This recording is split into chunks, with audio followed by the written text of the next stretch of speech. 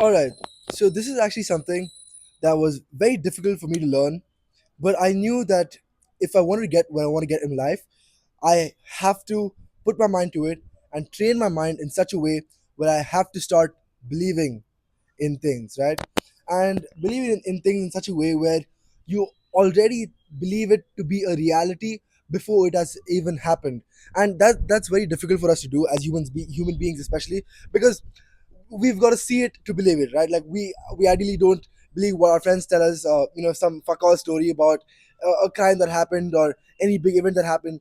Only once they show us the source, or only once we read about it ourselves, then we believe it. So it's very difficult for us to imagine, visualize, or believe in something that has not happened yet. But I realized only when you can believe in something and then work towards it can that thing actually happen, right? Now, I've spoken about this a lot where, let's say you're working out and you want to build a particular type of physique. You've got to visualize yourself having that physique while you're working out. Especially when I go to the gym, every fucking rep I do, every bicep curl I do, or every squat I do, right? Every single rep, I believe my muscles to be growing. Like I believe every single rep I do has an effect on my body and it's going in the right place. And people find this, like, especially my friends or whoever talked about this, right?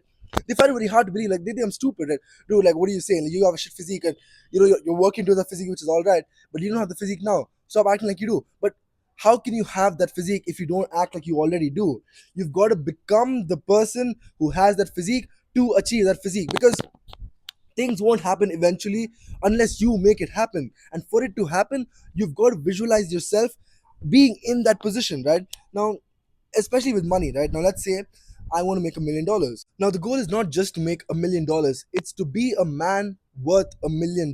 And what I mean by that is, if you see, no, okay, now, unless it's some Nepo baby or some rich dad's business passed on to the son, if you see a self made millionaire, someone who's worked hard to become a millionaire and get in that position in life, you will see the way they act, talk, speak, walk, eat is all in a very specific way. They move like they are worth $1 million.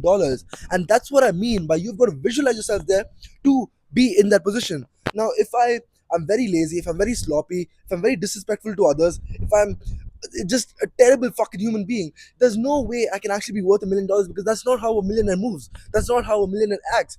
You've got to have integrity, right? You've got to have that drive and that fucking craziness in your mind to actually go and make that money.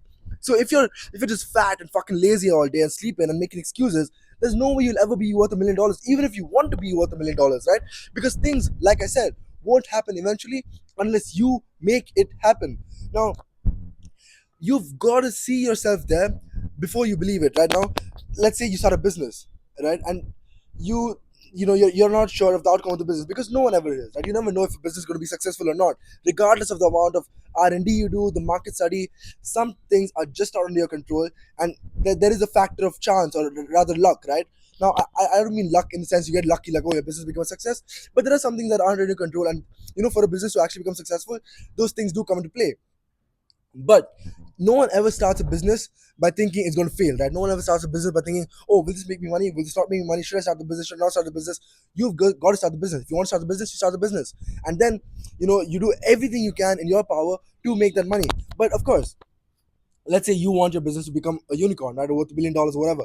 Now you've got to plan your business in such a way, structure it, and then see it becoming worth $1 million. Now, if you just sit on your ass and sell some random products and then maybe like make a website and be like, okay, yeah, no, no, my business is going to be worth $1 million, it won't be worth $1 million.